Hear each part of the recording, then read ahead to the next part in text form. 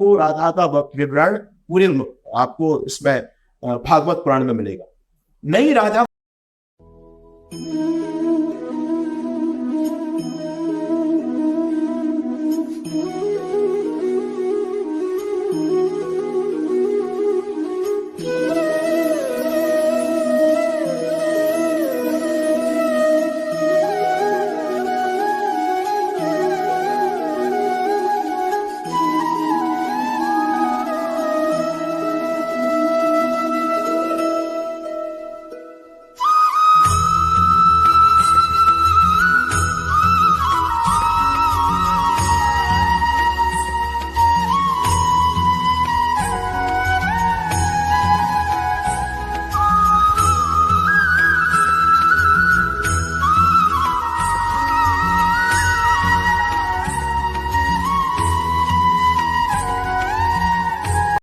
जो आर्य समाजी हैं और कुछ हद तक जो International Society of Krishna consciousness Hare Rama Hare Krishna वाले हैं, वो यह कहते हैं कि महाभागवत श्रीमद् भागवत महापुराण में राधा का जिक्र नहीं है, और कुछ इस्कॉन वाले कहते हैं कि उसका जिक्र, उसका उल्लेख गुप्त तरीके से किया है वेदव्यास और शुकदेव ने।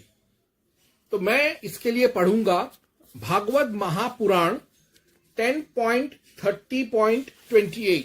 श्लोक ऐसे है, अनयाराधितो नूनं भगवान हरि ऋश्वरः यन्नो यत्रो विहाय गोविंदः प्रीतो याम्नयद रह। अर्थात अवश्य ही सर्वशक्तिमान श्री कृष्ण की यह आराधिका होगी, इसीलिए इस पर प्रसन्न होकर हमारे प्राण प्यारे श्याम सुंदर ने हमें छोड़ दिया है और इसे एकांत में ले गए हैं। इस्कॉन वाले कहते हैं इस श्लोक का अर्थ ऐसे दिया है, निश्चय ही उस अन्य गोपी ने कृष्ण का पूजा आराधित किया जिससे वह प्रसन्न होकर उसके साथ एकांत में जा छिपे। सारा मसला इस शब्द पर है, आराधित, आराधितो या आराधित, आराधिता। इसका अर्थ इस्कॉन वाले लेते हैं एक अन्य द्वारा पूजित, आराधित। बिल्कुल सही बात है कि आराधित का अर्थ होता है पूजा करना। जैसे गर्ग संहिता में कृष्ण को आराधित कृष्ण कहा गया है, और शिव महापुराण में शिव को आराधित शिव कहा गया है, अर्थात कृष्ण और शिव जिसकी आराधना किया जाता हो। लेकिन इसके साथ साथ हमें यह नहीं भूलना चाहिए कि संस्कृत और पौराणिक संस्कृत और वैदिक संस्कृत दोनों में आराधिता, आराधिता या आराधिता एक स्त्री का भी नाम होता है, एक फीमेल नेम भी होता है। तो अगर हम इस अर्थ में इसको लें, क्योंकि ये जो पौराणिक संस्कृत का एक ही पहलू ले रहा है आर्य समाज और इस्कॉन,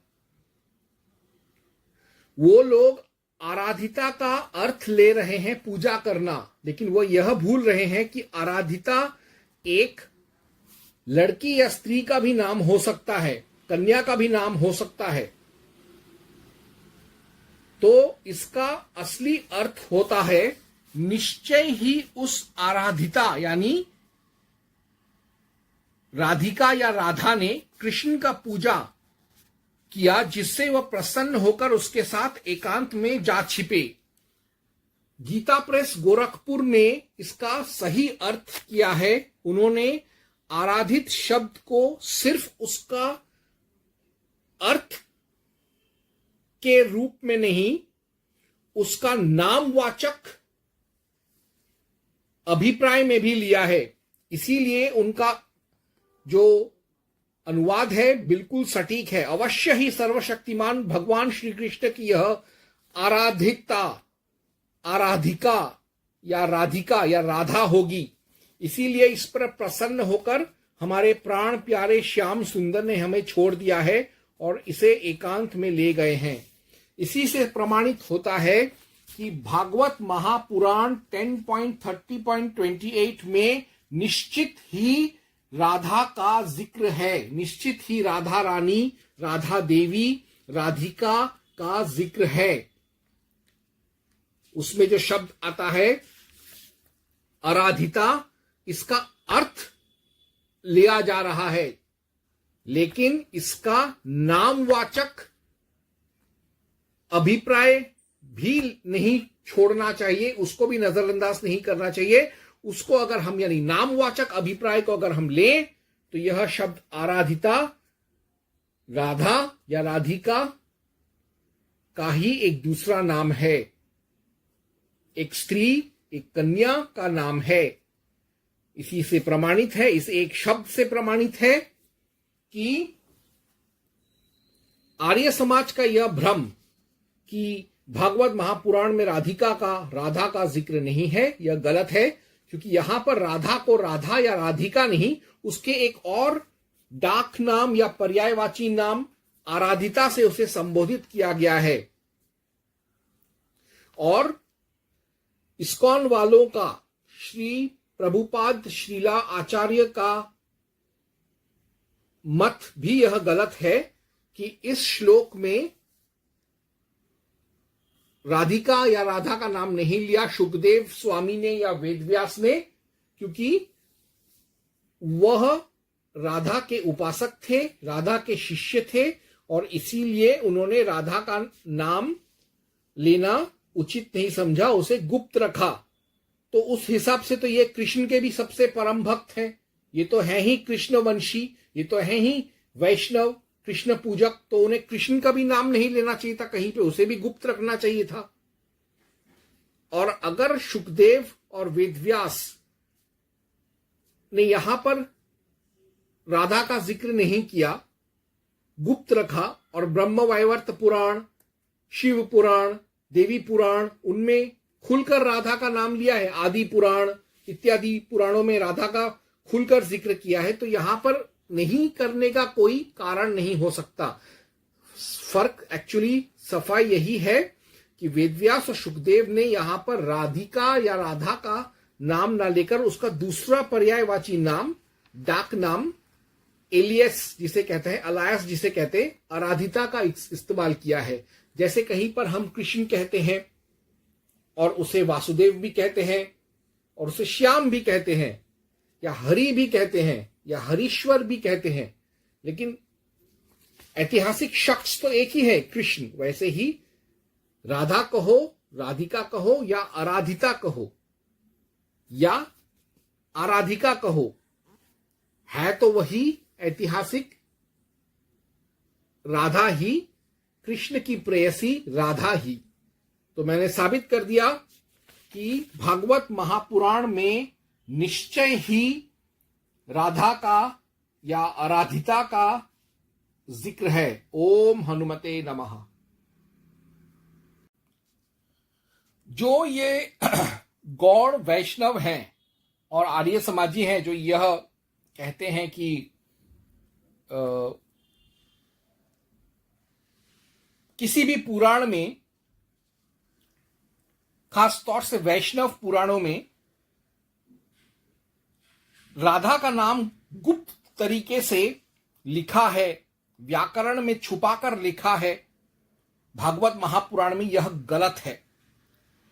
दरअसल भागवत महापुराण, जैसे भागवत महापुराण 10.30.28 में मैंने आपको आराधिता शब्द दिखाया जो कि स्त्री का नाम है और वह राधा का भी नाम है, और इसी से मैंने साबित किया कि इसमें यानी भागवत महापुराण में राधा का जिक्र है प्रत्यक्ष रूप से। ठीक उसी उपलक्ष्य में यानी रासलीला के ही उपलक्ष्य में विष्णु महापुराण 5.13.33-35 में भी राधा का अप्रत्यक्ष जिक्र है, उसका गुप्त जिक्र है, उसका नाम नहीं लिया गया लेकिन उसकी ओर इंगित किया गया है। यह चीज विष्णु महापुराण में है, ना कि भागवत महापुराण में। भागवत महापुराण में तो राधा का ज्यों का त्यों नाम लिया गया है, मैं आपको बाद में समझाऊंगा। तो पहले हम विष्णु महापुराण 5.13.33-35 पढ़ेंगे। श्लोक कुछ ऐसे है, कापी तेन समायाता कृत पुण्या मदालसा पदानी तस्याय चैतानी घनान्यल पत नूनी च अत्र पविष्ये वै तेन काची तब पुष्पैर लंकृता अन्य जन्मनि सर्वात्मा विष्णुरभ्य अर्चितस्तया। अर्थात और देखो उनके साथ कोई पुण्यवती मदमाती युवती भी आ गई है, उसके ये घने छोटे छोटे और पतले चरण चिन्ह दिखाई दे रहे हैं। यहां बैठकर उन्होंने निश्चय ही किसी बड़ भागिनी का पुष्पों से श्रृंगार किया है। अवश्य ही उसने अपने पूर्व जन्म में सर्वात्मा श्री विष्णु भगवान की उपासना की होगी। यहां पर एक गुप्त गोपी का जिक्र है जिससे मिलन के लिए कृष्ण ने रासलीला तक छोड़ दिया था। तो यहां पर यानी विष्णु पुराण में अप्रत्यक्ष रूप से राधा का जिक्र है, उसका नाम लिए बगैर ही उसकी तरफ इंगित किया गया है, बल्कि भागवत महापुराण में इसी रासलीला के संदर्भ में 10.30.28 भागवत महापुराण में राधा का एक और नाम आराधिता से उसको पुकारा गया है और उसको बताया गया है कि यही राधा है। अब मैं भागवत महापुराण में से ही एक और श्लोक पढ़ूंगा जिसमें राधा का नाम ज्यों का त्यों लिया गया है कृष्ण और विष्णु के साथ। देखिए भागवत महापुराण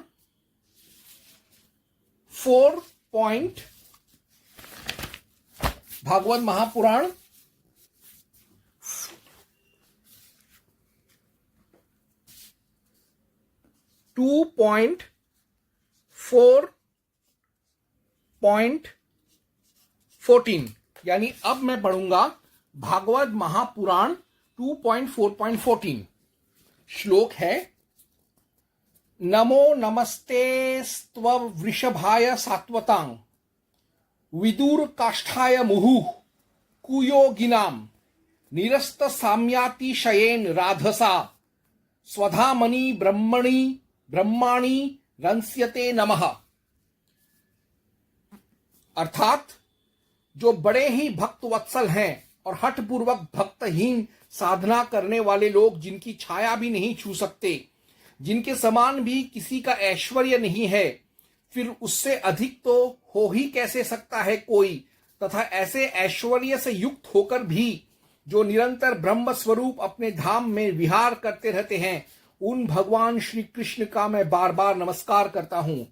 यहां पर राधा का जिक्र है राधसा की तरह। राधसा का असलियत में अर्थ होता है ऐश्वर्य। ऐश्वर्य लक्ष्मी का ही नाम है और राधसा का अंग्रेजी अर्थ दिया है इस्कॉन वालों ने opulence, Splendor, power. Opulence, Splendor का अर्थ होता है श्री। श्री यानी लक्ष्मी और राधा भी लक्ष्मी की ही अवतार थी। और पावर यानी शक्ति, सामर्थ्य, अर्थात विष्णु की शक्ति लक्ष्मी का ही अवतार राधा। इसीलिए यहां पर जो राधसा है यह कोई और नहीं राधा ही है। राधा को ही व्याकरण के नियमों के हिसाब से सेंटेंस फॉर्मेशन के लिए, वाक्य को बनाने के लिए राधसा पुकारा गया है, राधसा कहा गया, राधसा लिखा गया है। राधसा पढ़ाते हैं, लेकिन यह राधसा कोई और नहीं, यह राधा का ही नाम है, राधा ही है। इसी से मैंने साबित कर दिया कि हरिवंश पुराण, गर्ग संहिता, वराह महापुराण, आदि पुराण, भागवत महापुराण, विष्णु महापुराण, वापस से भागवत महापुराण, इन सब में राधा का बिल्कुल जिक्र है। और हरिवंश पुराण और गर्ग संहिता तो महाभारत से जुड़े हुए पुस्तक हैं, महाभारत के समकालीन पुस्तक हैं, सनौली सभ्यता के समकालीन पुस्तक है। और इनमें भी अर्थात महाभारत युग के पुस्तकों में भी आदि महाभारत के खिला भाग हरिवंश महापुराण, विष्णु पर्व में भी और भागवत महापुराण में भी प्रत्यक्ष रूप से राधा का जिक्र है। ओम हनुमते नमः।